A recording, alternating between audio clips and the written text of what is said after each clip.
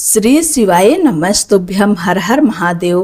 प्रिय भक्तों, आप सभी का दिन शुभ और मंगलमय हो। आप सभी का स्वागत है शिव पुराण कथा के 24वें दिन में। इस जीवन में एक समय ऐसा भी आता है जब अपने ही पराये लगने लगते हैं और अकेलापन मन को भीतर तक चीरने लगता है।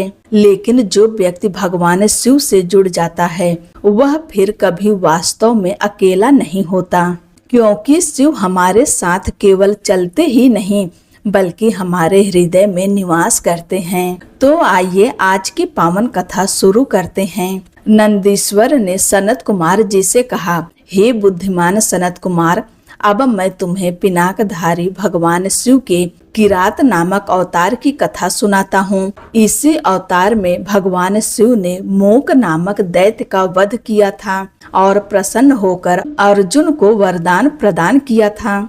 जब दुर्योधन ने छल पूर्वक द्यूत क्रीड़ा में महाबली पांडवों को पराजित कर दिया, तब पांडव अपनी धर्म पत्नी द्रौपदी के साथ द्वैत वन में चले गए। वहां वे सूर्य देव द्वारा प्रदान किए गए अक्षय पात्र के सहारे अपना जीवन व्यतीत कर रहे थे। उसी समय दुर्योधन ने पांडवों को संकट में डालने के उद्देश्य से महर्षि दुर्वासा को उनके पास भेजने की योजना बनाई। महर्षि दुर्वासा अपने 10,000 शिष्यों के साथ पांडवों के पास पहुँचे, उनसे भोजन की इच्छा प्रकट की। पांडव जानते थे कि महर्षि दुर्वासा अत्यंत तेजस्वी ऋषि हैं और उनके क्रोधित होने पर किसी को भी भयंकर श्राप प्राप्त हो सकता है। इसलिए पांडवों ने उनकी प्रार्थना स्वीकार कर ली और उनसे स्नान करने का अनुरोध किया। महर्षि दुर्वासा अपने शिष्यों के साथ स्नान करने चले गए, लेकिन अब पांडवों के सामने एक बहुत बड़ा संकट हो गया।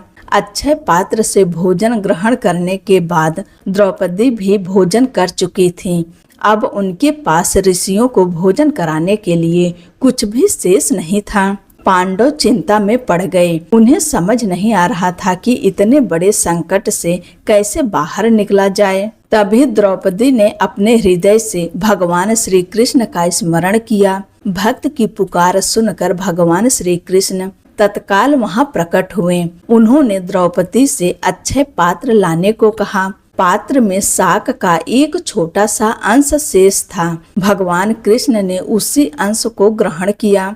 भगवान के तृप्त होते ही समस्त तपस्वी मुनियों की भूख भी शांत हो गई। जब महर्षि दुर्वासा और उनके शिष्य स्नान करके लौटने लगे, तब उन्हें लगा कि उनका पेट पूरी तरह भर चुका है। वे पांडवों के सामने जाने में संकोच करने लगे और वहां से ही चले गए। इस प्रकार भगवान श्री कृष्ण की कृपा से पांडव एक बड़े संकट से बच गए। इसके बाद भगवान श्री कृष्ण ने पांडवों को भगवान शिव की आराधना करने की सलाह दी। कुछ समय बाद महर्षि व्यास भी वहां आए। उन्होंने पांडवों से कहा, हे पांडवों, भगवान शंकर संपूर्ण दुखों का नाश करने वाले हैं। वे थोड़ी सी भक्ति से ही शीघ्र प्रसन्न हो जाते हैं। इसलिए प्रत्येक मनुष्य को श्रद्धा पूर्वक भगवान शंकर की सेवा करनी चाहिए। भगवान शिव प्रसन्न होकर अपने भक्तों की इच्छाएं पूर्ण करते हैं। वे इस लोक में सुख संपत्ति प्रदान करने के साथ साथ परलोक के मोक्ष का मार्ग भी प्रदान कर सकते हैं। इसलिए जो मनुष्य भक्ति और मुक्ति रूपी फल की इच्छा रखता है, उसे सदैव भगवान शंभु की आराधना करनी चाहिए, क्योंकि भगवान शंकर स्वयं परम पुरुष हैं। वे दुष्टों का संहार करने वाले और सत्पुरुषों के परम आश्रय हैं। महर्षि व्यास ने अर्जुन से कहा, हे पार्थ, तुम पहले दृढ़ निश्चय के साथ शक्र विद्या का जप करो। इसके बाद देवराज इंद्र तुम्हारी परीक्षा लेंगे। जब वे तुमसे प्रसन्न होंगे, तब तुम्हें भगवान शिव का श्रेष्ठ और गुप्त मंत्र प्राप्त होगा। नंदीश्वर कहते हैं, व्यास जी ने अर्जुन को अपने पास बुलाया और उन्हें उस विद्या का उपदेश दिया। अर्जुन ने स्नान करके पूर्व दिशा की ओर मुख किया और श्रद्धा पूर्वक उस विद्या को ग्रहण किया। इसके बाद व्यास जी ने अर्जुन को पार्थिव शिवलिंग के पूजन की विधि बताई और कहा, हे पार्थ, अब तुम परम रमणीय इंद्रकील पर्वत पर जाओ। वहां गंगा के तट पर बैठकर विधि पूर्वक तपस्या करो। यह विद्या अदृश्य रूप से सदैव तुम्हारा कल्याण करती रहेगी। फिर व्यास जी ने सभी पांडवों को आशीर्वाद देते हुए कहा, तुम लोग धर्म पर दृढ़ बने रहो। धर्म के मार्ग पर चलते हुए तुम्हें निश्चित रूप से श्रेष्ठ सिद्धि की प्राप्ति होगी। इतना कहकर महर्षि व्यास भगवान शिव के चरण कमलों का स्मरण करते हुए वहां से अंतर्ध्यान हो गए। शिव मंत्र को धारण करते ही अर्जुन के शरीर में अद्भुत तेज उत्पन्न हो गया। उनका तेज देखकर पांडवों को विश्वास हो गया कि अब उनकी विजय निश्चित है। उन्होंने अर्जुन से कहा, हे अर्जुन, व्यास जी के वचनों से ऐसा प्रतीत होता है कि यह कार्य केवल तुम ही पूर्ण कर सकते हो। इसलिए जाओ और हम सभी के जीवन को सफल बनाओ। अर्जुन ने अपने चारों भाइयों और द्रौपदी से अनुमति मांगी। भाइयों और द्रौपदी को अर्जुन से अलग होने का दुख तो हुआ, लेकिन कार्य की महानता को समझते हुए उन्होंने उन्हें जाने की अनुमति दे दी। अर्जुन प्रसन्न होकर इंद्रकील पर्वत की ओर चल पड़े। वहां पहुंचकर उन्होंने गंगा जी के तट पर एक अत्यंत सुंदर स्थान चुना। वह स्थान स्वर्ग से भी अधिक मनोहर प्रतीत होता था और अशोक वृक्षों से सुशोभित था। अर्जुन ने स्नान किया, अपने गुरु का स्मरण किया और व्यास जी द्वारा बताए गए विधान के अनुसार साधना आरंभ कर दी। उन्होंने इंद्रियों को वश में किया, आसन लगाया और स्वयं पार्थिव शिवलिंग का निर्माण किया। फिर उन्होंने उस तेजो राशि भगवान शंकर का ध्यान किया। अर्जुन तीनों समय स्नान करते और विधि पूर्वक भगवान शिव की पूजा करते। धीरे धीरे उनकी तपस्या इतनी प्रबल हो गई कि उनके मस्तक से तेज की ज्वाला निकलने लगी। अर्जुन के उस अद्भुत तेज को देखकर इंद्र के गुप्तचर भयभीत हो गए। उन्होंने सोचा, यह पुरुष कौन है? यह देवता है, ऋषि है, सूर्य है या अग्नि? उसके तेज से संतप्त होकर वे तत्काल देवराज इंद्र के पास पहुँचे। उन्होंने इंद्र से कहा, हे देवेश, वन में एक पुरुष अत्यंत कठोर तपस्या कर रहा है। हमें पता नहीं कि वह कौन है, लेकिन उसके शरीर से निकलने वाला तेज अत्यंत प्रचंड है। यह सुनकर इंद्र समझ गए कि यह कोई और नहीं बल्कि उनके अपने पुत्र अर्जुन हैं। इंद्र ने अर्जुन की परीक्षा लेने का निश्चय किया। देवराज इंद्र ने एक वृद्ध ब्रह्मचारी ब्राह्मण का रूप धारण किया और अर्जुन के पास पहुंच गए। अर्जुन ने उन्हें देखकर विधि पूर्वक उनका स्वागत किया, पूजा की और विनम्रता पूर्वक पूछा, हे ब्राह्मण देव, बताइए आप कहाँ से पधारे हैं? इंद्र ने ब्राह्मण के रूप में अर्जुन से ऐसी बातें कही जिनका उद्देश्य उनकी तपस्या से उनका मन हटाना था, लेकिन अर्जुन अपने संकल्प से तनिक भी विचलित नहीं हुए। उनका निश्चय देखकर इंद्र अत्यंत प्रसन्न हुए और अपने वास्तविक स्वरूप में प्रकट हो गए। उन्होंने अर्जुन को भगवान शिव का गुप्त मंत्र प्रदान किया और उसका विधि पूर्वक जप करने की आज्ञा दी। इंद्र ने अपने अनुचरों को अर्जुन की सावधानी पूर्वक रक्षा करने का आदेश दिया और अर्जुन से कहा, हे पार्थ, तुम्हें अपने धर्म और उद्देश्य से कभी विचलित नहीं होना चाहिए। साधक को हर परिस्थिति में धैर्य धारण करना चाहिए। तुम्हारी रक्षा स्वयं भगवान शिव करेंगे। नंदीश्वर कहते हैं, इस प्रकार अर्जुन को देवराज इंद्र का आशीर्वाद प्राप्त हुआ और अब उनकी तपस्या एक और महान परीक्षा की ओर बढ़ने लगी, क्योंकि आगे स्वयं भगवान शिव किरात का रूप धारण करके अर्जुन की परीक्षा लेने वाले थे। देवराज इंद्र ने अर्जुन से कहा, हे पार्थ, भगवान शिव अपने भक्तों को इस लोक में सुख, संपत्ति और अंत में मोक्ष का फल भी प्रदान करते हैं। इसमें तनिक भी संशय नहीं है। नंदीश्वर कहते हैं, हे मुनि, इस प्रकार अर्जुन को वरदान देकर देवराज इंद्र भगवान शिव के चरण कमलों का स्मरण करते हुए अपने भवन को लौट गए।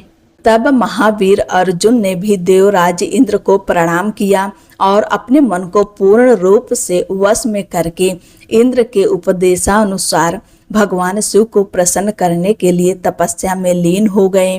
नंदीश्वर कहते हैं, हे मुनि, इसके बाद अर्जुन ने व्यास जी के उपदेश के अनुसार विधि पूर्वक स्नान किया, न्यास आदि करके परम भक्ति के साथ भगवान शिव का ध्यान आरंभ किया। वे एक श्रेष्ठ मुनि की भांति एक पैर पर खड़े होकर सूर्य की ओर एकाग्र दृष्टि करके मंत्र का जाप करने लगे।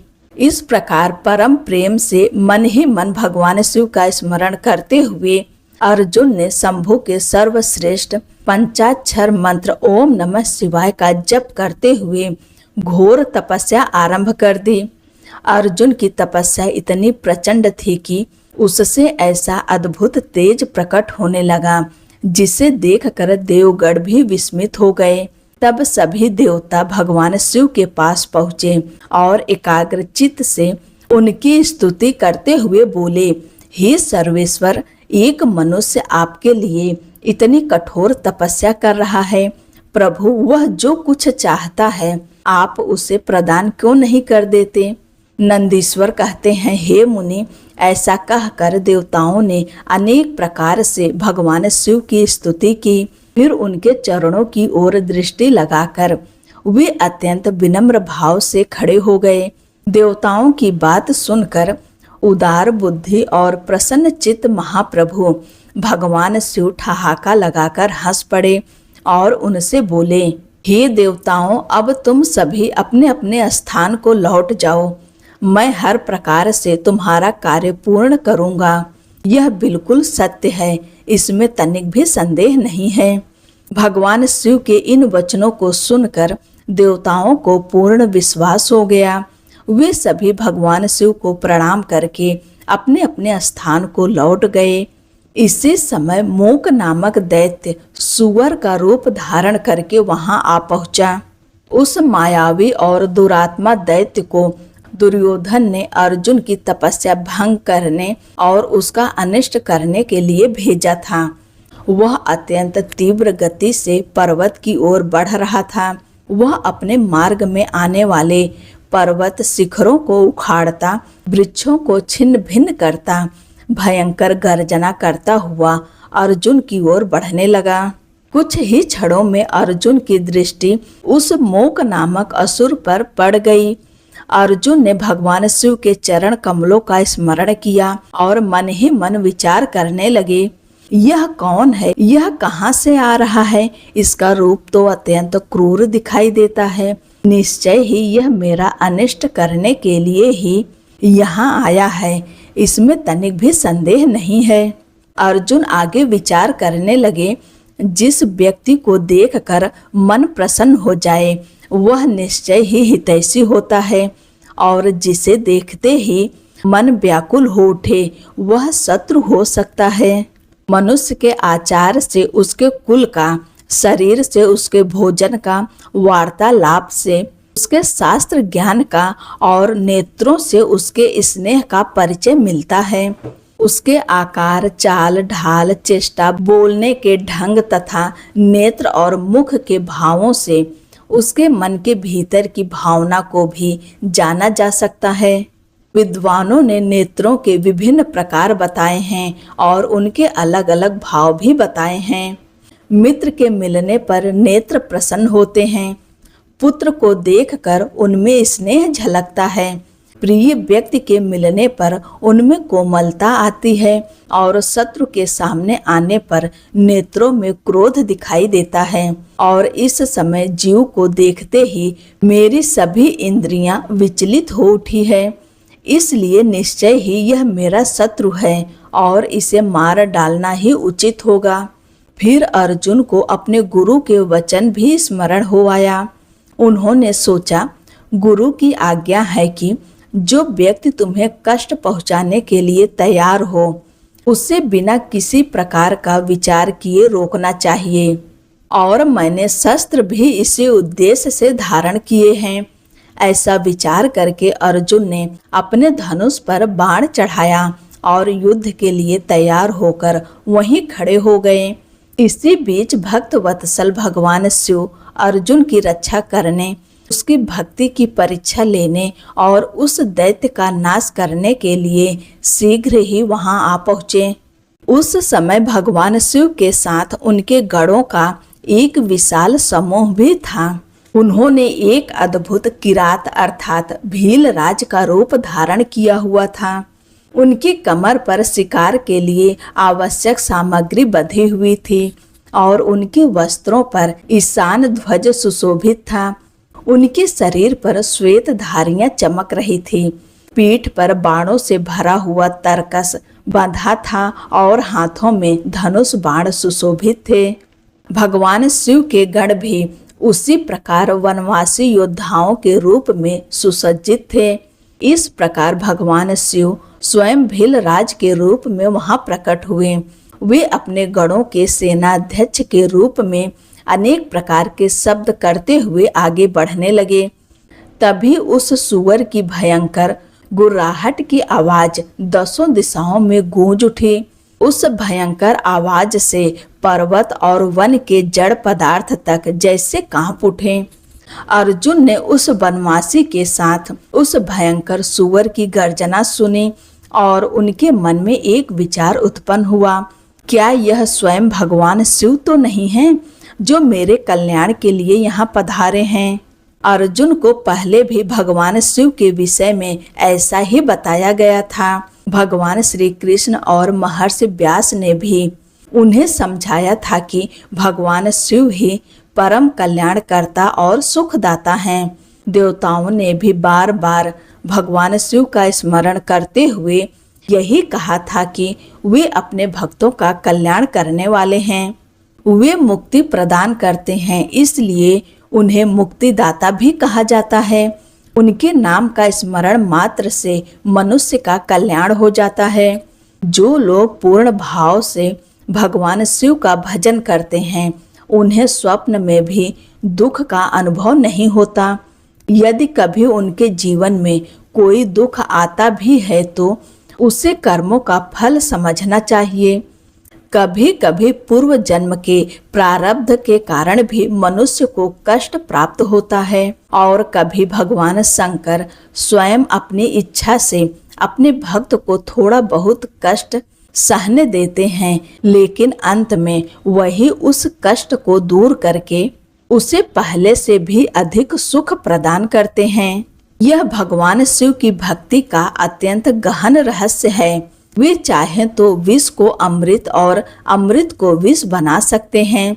अर्जुन मन ही मन सोचने लगे, भगवान शिव समर्थ हैं, वे जैसा उचित समझते हैं वैसा ही करते हैं। भला उन सर्वशक्तिमान प्रभु को कौन रोक सकता है। प्राचीन भक्तों का भी यही धारणा थी।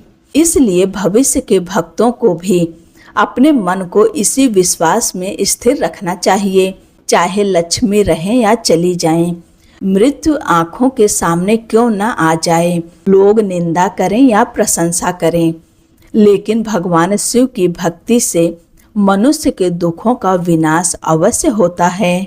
भगवान शंकर अपने भक्तों को चाहे वे पापी हो या पुण्यात्मा अंततः सुख ही प्रदान करते हैं।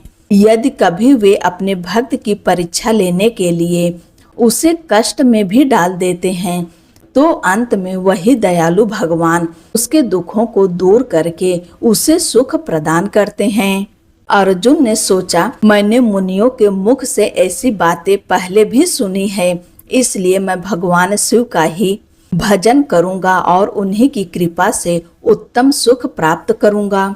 अर्जुन अभी यही विचार कर ही रहे थे कि तभी वह भयंकर सुअर उनके सामने आ पहुंचा। उधर भगवान शिव भी उस सुअर के पीछे पीछे आते हुए दिखाई दिए। उस समय अर्जुन और भगवान शिव दोनों के बीच वहीं विशाल और भयंकर सुअर खड़ा था। उसकी गति और शक्ति अद्भुत थी। भगवान शिव अपने भक्त अर्जुन की रक्षा करने के लिए अत्यंत वेग से आगे बढ़े और उसी क्षण अर्जुन ने भी अपने धनुष पर बाण चढ़ाया। भगवान शिव ने भी अपने धनुष से बाण छोड़ा। दोनों के बाण एक ही समय उस विशाल सुअर को लक्ष्य करके चले। भगवान शिव के बाण का लक्ष्य उस सुअर का पिछला भाग था, जबकि अर्जुन ने उसके मुख को अपना निशाना बनाया था। भगवान शिव का बाण उसके पिछले भाग में प्रवेश करके उसके मुख के रास्ते से बाहर निकल गया और शीघ्र ही भूमि में विलीन हो गया। वहीं अर्जुन का बाण उसके शरीर को भेद कर बाहर निकल आया और पास ही भूमि पर गिर पड़ा।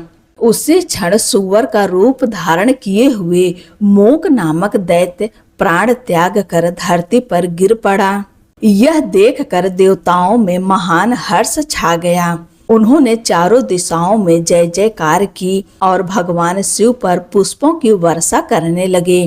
फिर बार बार भगवान को प्रणाम करके उनकी स्तुति करने लगे।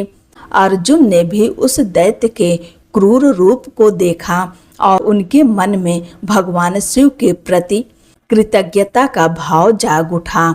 वे मन ही मन कहने लगे, आहो, यह भयंकर दैत्य मुझे मारने के लिए ही यहाँ आया था, लेकिन भगवान शिव ने मेरी रक्षा की। निश्चय ही उन्हीं परमेश्वर ने मेरी बुद्धि को प्रेरित किया होगा कि मैं समय रहते इस दैत्य का सामना कर सकूं। ऐसा विचार करके अर्जुन ने भगवान शिव का नाम संकीर्तन किया और बार बार उनके चरणों में प्रणाम करके उनकी स्तुति की। नंदीश्वर ने सनत कुमार जी से कहा, हे महाज्ञानी सनत कुमार, अब भगवान शिव की उस अद्भुत लीला को सुनो, जिसमें उनकी भक्त वत्सलता और अर्जुन की भक्ति की दृढ़ता दोनों प्रकट हुई। भगवान शिव ने अपने एक अनुचर को अर्जुन द्वारा छोड़े गए बाण को लेने के लिए भेजा। उधर अर्जुन भी उसी बाण को लेने के लिए वहां पहुंचे। इस प्रकार एक ही समय पर भगवान शिव का अनुचर और अर्जुन दोनों उस बाण को उठाने के लिए वहां पहुंच गए। अर्जुन ने उस अनुचर को डराकर अपना बाण उठा लिया। यह देखकर उस अनुचर ने कहा, हे तपस्वी, आप यह बाण क्यों ले रहे हैं? यह हमारे स्वामी का बाण है, इसे छोड़ दीजिए। उसकी बात सुनकर अर्जुन ने भगवान शिव का ध्यान किया और बोले, हे वनचर, तुम तो बड़े मूर्ख हो, बिना सोचे समझे क्या क्या कह रहे हो। इस बाण को मैंने अभी अभी चलाया है, फिर यह तुम्हारा कैसे हो गया? इसके पंखों और चिन्हों पर मेरा नाम अंकित है, फिर तुम इसे अपना कैसे बता सकते हो?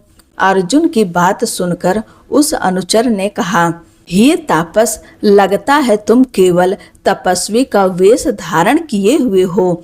यदि तुम वास्तव में तपस्या कर रहे होते तो इस प्रकार छल और मिथ्या भाषण कैसे करते?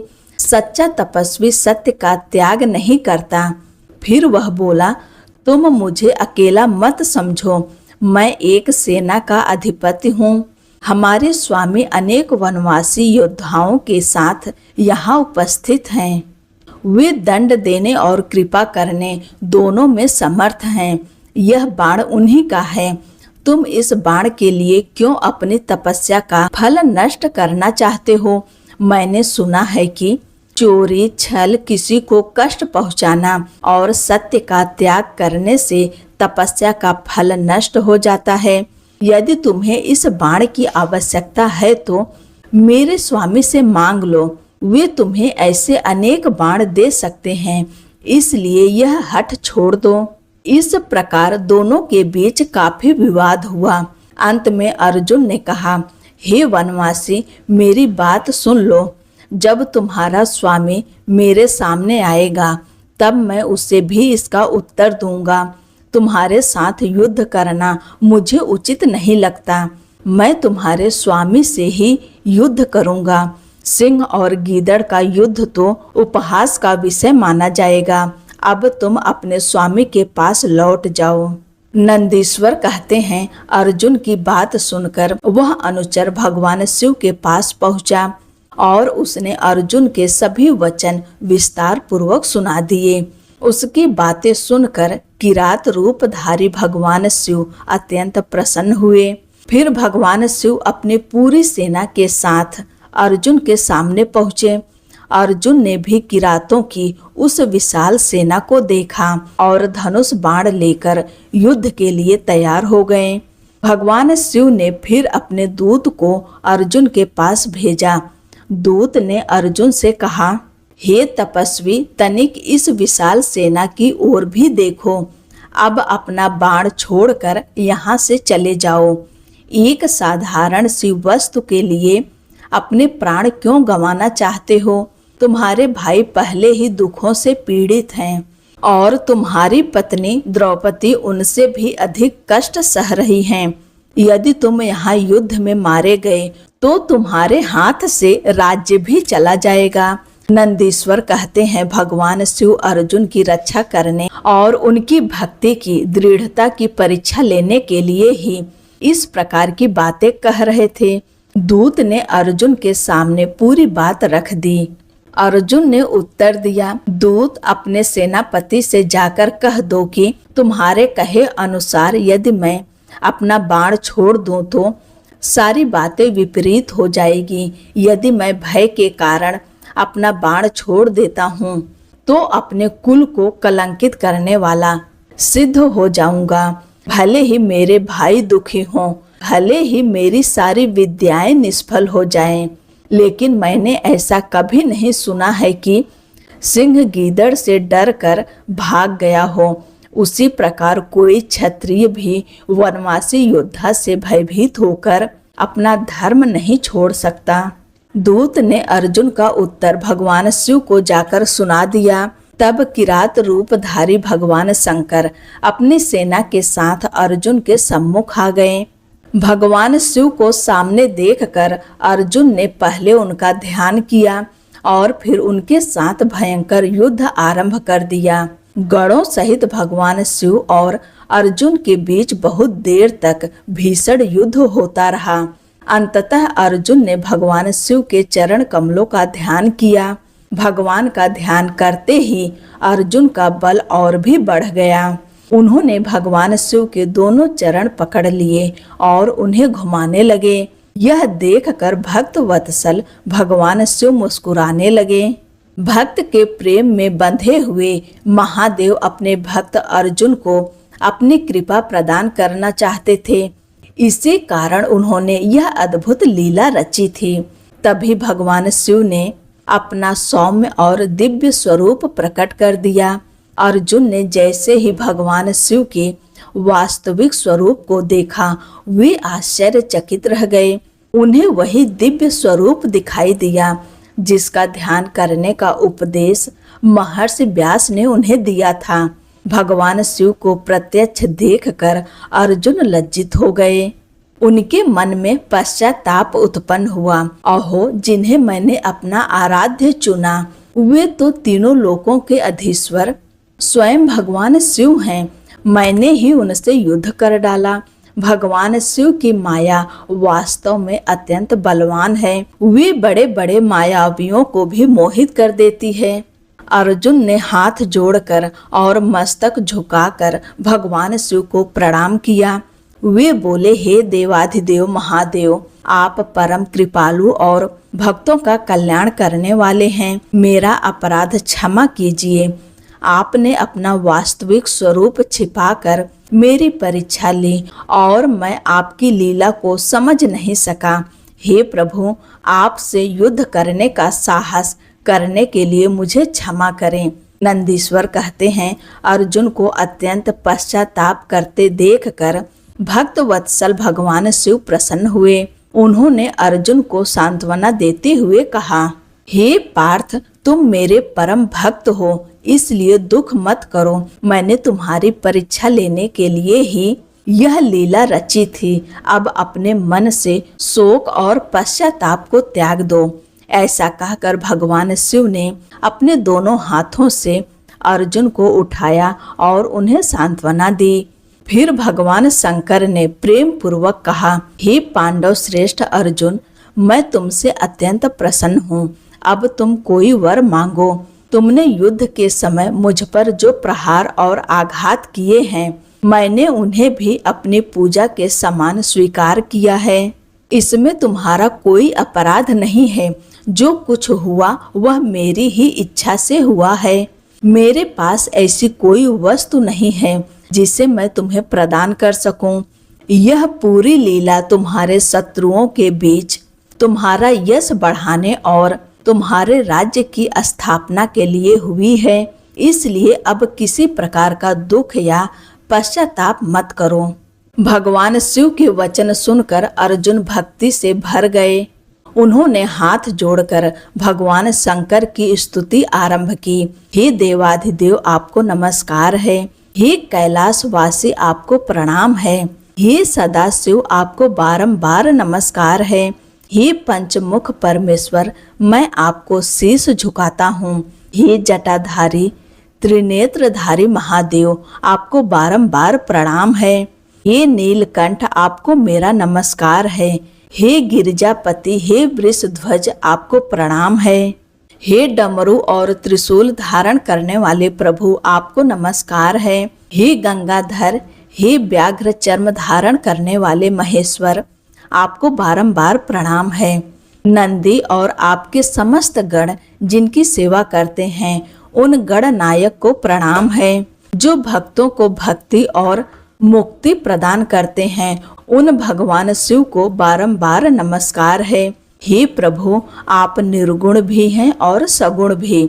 आप निराकार भी हैं और साकार भी। आप निष्कल भी हैं और अनंत कलाओं से युक्त भी। जिन्होंने मुझ पर अनुग्रह करने के लिए किरात का रूप धारण किया, उन महेश्वर को मेरा प्रणाम है। हे महेश्वर, वेद भी आपके गुणों का पूर्ण वर्णन करने में समर्थ नहीं है। मैं तो अल्प बुद्धि मनुष्य हूँ, फिर मैं आपकी महिमा का वर्णन कैसे कर सकता हूँ। आप मेरे स्वामी हैं और मैं आपका दास हूँ। इसलिए हे प्रभु, मुझ पर अपनी कृपा बनाए रखिए। अर्जुन की यह स्तुति सुनकर भगवान शिव अत्यंत प्रसन्न हुए। वे बोले, हे वत्स, अब अधिक कहने की आवश्यकता नहीं। तुम अपनी इच्छा का वर मांग डालो। इस समय तुम जो कुछ भी मांगोगे, मैं तुम्हें अवश्य प्रदान करूंगा। अर्जुन ने हाथ जोड़कर भगवान शिव को प्रणाम किया और बोले, हे विभो, आप स्वयं अंतर्यामी हैं और प्रत्येक प्राणी के हृदय में विराजमान हैं। आप मेरे मन की सभी बातें जानते हैं, इसलिए मैं आपसे क्या कहूँ। फिर भी मैं निवेदन करता हूँ कि मेरे शत्रुओं द्वारा जो संकट मेरे ऊपर आया था, वह आपके दर्शन मात्र से ही समाप्त हो गया है। अब मुझ पर ऐसी कृपा कीजिए कि मुझे इस लोक में परम सिद्धि प्राप्त हो सके और मैं धर्म की रक्षा कर सकूं। नंदीश्वर कहते हैं, अर्जुन की भक्ति देखकर भगवान शिव अत्यंत प्रसन्न हुए। उन्होंने अर्जुन को अपना दिव्य पाशुपतास्त्र प्रदान किया। भगवान शिव बोले, हे वत्स, मैंने तुम्हें अपना महान पाशुपतास्त्र प्रदान किया है। इसे धारण करने के बाद तुम अपने शत्रुओं के लिए अजेय हो जाओगे। जाओ और विजय प्राप्त करो। मैं श्री कृष्ण से भी कहूँगा कि वे तुम्हारी सहायता करें, क्योंकि श्री कृष्ण मेरे परम भक्त हैं और मेरे कार्य में सहयोग करने वाले हैं। मेरे प्रभाव से तुम निष्कंटक राज्य प्राप्त करो और अपने भाई युधिष्ठिर के द्वारा अनेक धर्म कार्य करवाते रहो। ऐसा कहकर भगवान शिव ने अर्जुन के मस्तक पर अपना कर कमल रखा। भगवान शिव ने अर्जुन को आशीर्वाद दिया और फिर वहां से अंतर्ध्यान हो गए। भगवान शिव से वरदान और पाशुपतास्त्र प्राप्त करके अर्जुन का मन आनंद से भर गया। वे अपने गुरु और आराध्य भगवान शिव का भक्ति पूर्वक स्मरण करते हुए अपने आश्रम की ओर लौट आए। अर्जुन को वापस आया देखकर सभी पांडवों को ऐसा आनंद हुआ मानो किसी मृत शरीर में फिर से प्राणों का संचार हो गया हो। द्रौपदी भी अत्यंत प्रसन्न हुई। जब पांडवों को पता चला कि भगवान शिव अर्जुन से परम प्रसन्न हुए हैं, तो उनके आनंद की कोई सीमा नहीं रही। वे अर्जुन के मुख से पूरी कथा सुनते रहे और उनका मन तृप्त ही नहीं होता था। उस समय पांडवों के आश्रम पर चंदन सुगंधित पुष्पों की वर्षा होने लगी। सभी पांडवों ने आदर पूर्वक संपत्ति और कल्याण प्रदान करने वाले भगवान शिव को प्रणाम किया।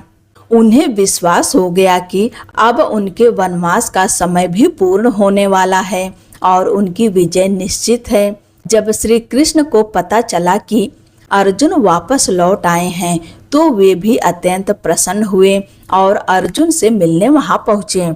भगवान श्री कृष्ण ने अर्जुन से कहा, हे पार्थ, इसलिए मैंने तुमसे कहा था कि भगवान शंकर संपूर्ण कष्टों का नाश करने वाले हैं। मैं स्वयं नित्य उनकी सेवा करता हूँ, इसलिए तुम सभी भी भगवान शिव की आराधना करते रहो। नंदीश्वर ने सनत कुमार जी से कहा, हे मुनि, इस प्रकार मैंने तुम्हें भगवान शिव के किरात नामक अवतार की अद्भुत कथा सुनाई। जो मनुष्य इस कथा को श्रद्धा पूर्वक सुनता है, भगवान शिव सदैव उसकी रक्षा करते हैं और उसकी उचित मनोकामनाएं पूर्ण करते हैं। अब मैं तुम्हें भगवान शंकर के 12 ज्योतिर्लिंग स्वरूपों का वर्णन करता हूँ, जो अनेक प्रकार से मंगल प्रदान करने वाले हैं। इनमें पहला ज्योतिर्लिंग सोमनाथ है। यह चंद्रमा के दुखों का विनाश करने वाला माना गया है। पूर्व काल में चंद्रमा ने इसी ज्योतिर्लिंग की आराधना की थी। सोमनाथ के निकट स्थित पवित्र चंद्र कुंड का भी विशेष महात्म्य बताया गया है। भगवान सोमनाथ के दर्शन और पूजन से मनुष्य पापों से मुक्त होकर भक्ति और मोक्ष का फल प्राप्त करता है। भगवान शिव का दूसरा ज्योतिर्लिंग मल्लिकार्जुन है, जो श्री शैल पर्वत पर स्थित है। यह भक्तों को अभीष्ट फल प्रदान करने वाला माना गया है। कहा जाता है कि भगवान शिव कैलाश से श्री शैल पर ज्योतिर्लिंग रूप में विराजमान हैं। इनका दर्शन और पूजन भक्तों के लिए अत्यंत कल्याणकारी और अंत में मुक्ति प्रदान करता है।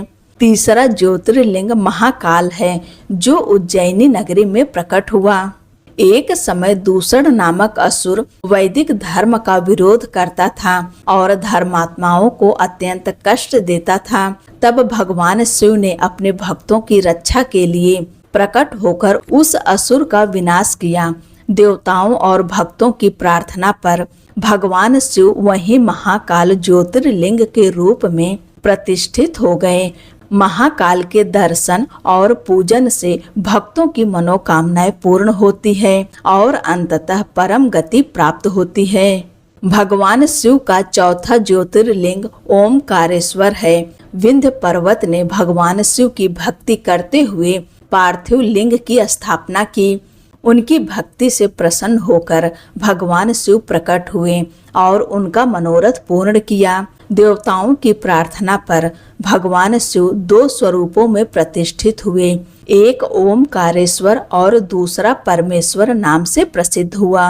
इन दोनों ज्योतिर्लिंगों के दर्शन और पूजन को अत्यंत पुण्यदायक बताया गया है। भगवान शिव का 5वां ज्योतिर्लिंग केदारेश्वर है, जो केदार क्षेत्र में स्थित है। नर नारायण की प्रार्थना से भगवान शिव हिमालय के केदार शिखर पर ज्योतिर्लिंग रूप में विराजमान हुए।